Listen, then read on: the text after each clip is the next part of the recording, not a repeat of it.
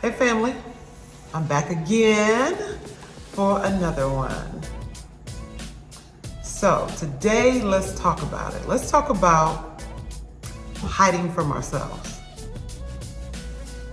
I was having a conversation earlier with one of the wise women in my village, and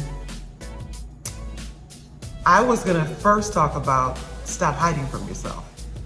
And then she said, why don't you talk about finding your true self? Because people already know how to hide from themselves, consciously and unconsciously. They don't always know how to find their true selves. And I don't know that I really know how to help you find your true self, but I can make some suggestions as to what I did and what I've been doing to find what I call the true, authentic me for this time. Because that's the other thing. You show up as you are in many ways according to the situation or the circumstances and what it may require from you at that time, because you're so vast and so big and so beyond what you can think. You don't always know the essence of who you are in its fullness until something requires that, right? So I think the key is to first always try to be authentic, and the fullness of that authenticity sometimes plays out according to the situation. But let's back up and let's talk about how I think you can find your true self. First of all, I think it starts with a question. Because what I have done and what I've seen this wise woman do that I'm referring to is that we both almost at the same time start saying things like, what am I really supposed to be doing? You know, what am I here for? I know I can do this and I can do that. I have the ability to do this, I have the abilities to do that, but what am I supposed to be doing right now? It just feels like there's something else. I would dare to say that's the essence of who you really are, calling you into the next phase of your life. So it doesn't dismiss that you have not been your authentic self. Maybe you feel like you haven't, so I don't question that, but it doesn't mean or dismiss what you've done up to this point. It just means that there's something else calling you to the next level, to the next dimension, to the next place of thought, and the next place of being. So when you start to answer the call that's calling you, then all these other situations begin to come in play. So I think one of the ways that it can first happen is that once you put the question out there into the universe, into the ethers, into the space, the God space, then the answers start to come back to you. You have to be very aware of it, and sometimes it'll just smack you in the face as well.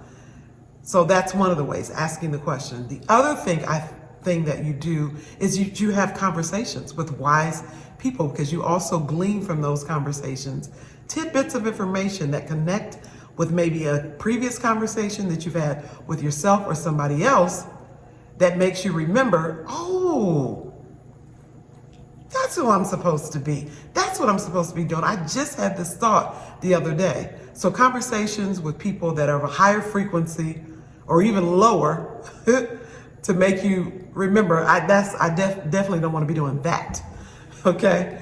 So I think conversation is important, and then I think the secret place. Now, whatever you call the secret place, prayer, meditation, sitting in the dark, sitting in front of a candle, listening to music, being still, whatever you call the secret place, you get into that place where you're quiet and you're in a place of receiving and you're listening to the answer to the question that you put out, which is, what should I be doing right now? You listen, and then after you listen, you start to walk it out. You walk it out in the best way that you know how. And sometimes your walking out is just walking out what you know to do in that moment. As you walk out what you know to do in that moment, then it opens up for you to walk into, like, when you keep going and you go, oh, I think I hit the spot. This is what I have been looking for. Because remember, the thing that we have been looking for is looking for us. The thing or the person that we've been waiting for has been waiting for us. We are the ones that we've been waiting for. I actually have a song that says that. We are exactly what we've been waiting for. We're the generation So waiting for something does not look like being still all the time. Waiting means that you're in a position to serve. To serve who? To serve you, to serve humanity, to see what gift I can offer. And as you show up in that way, you begin to find not just the true self of that moment or situation, but you find the core of who you really are. Maybe the core of who you really are is that you like to inspire. The core of who you really are is you like to guide. The core of who you really are, you like to give. The core of who you really are, you like to serve. The core of who you really are may be to admonish, to direct, to correct, to suggest. The core of who you are may just be to be. I show up in a place and I be, and people become greater from that. The core of who you really are, in my case, is to use my voice in several different ways, as a frequency of sound with music and as a frequency of sound with speaking. So show up, and be who you be, and trust the process. And again, seek wise counsel within and without. Put the question out in the universe, and the answers will begin to come. Be aware of them coming, and go to the secret place. Go to the secret place. There is a there's an ancient script that says, when you're wanting to manifest something, and I'm going to paraphrase it for today's language, go into the secret closet, which is the place of darkness, the place of the infinite and unknown.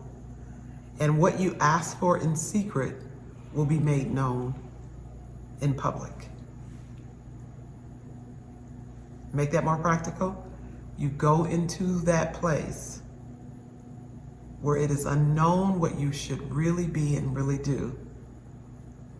You throw your question out in that place, and you sit in the most calm, peaceful, non-pressure way. So you may need music, whatever helps you. Some people say they take a glass of wine. I mean, you do you, boo. And you wait to hear what you've been waiting to hear. And that sometimes can be the jump start. And it could take you to places you hadn't seen. And let me give the personal example. My personal example is that I've been asking for something specific as it relates to an audience when it comes to my performing and my singing and speaking. And I said, but I don't want to struggle for the audience. I don't want to struggle. I want the audience to be built in. I want them to be there expecting to receive something of a greater level. So I go to sleep. I forget all about that. But in my meditation, which I wasn't thinking about the question I had asked anymore, I'm going to show you how practical this can get. I was listening, how practical this can get is what I want you to see. So I go online, I'm listening on YouTube to someone. I said, oh, let me check them out on IG, see what their IG page looks like. I go in there and I look up their IG page, or I go to do that, but you get on social media, sometimes you forget what you're there for. I start scrolling the page before I even went to their page, and I hit someone who's talking about, the hey you, and those can be very hit or miss, but this was a hit.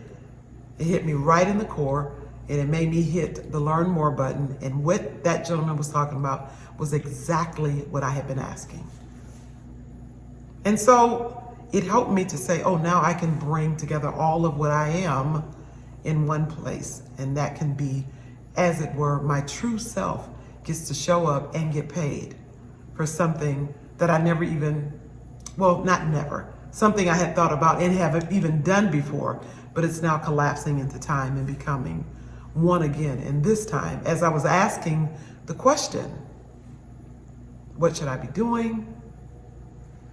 Where should I be doing? Who should I be? And this is what I desire. So I'm in that process right now. And I'll report back as it becomes an actualization in this room to let you know how I threw questions out to help me find my true self. And now it's come back in a form that's gotten pretty clear for me. All right, y'all. It's always a pleasure and always an honor to convene with you. All right. Love ya. Peace and love.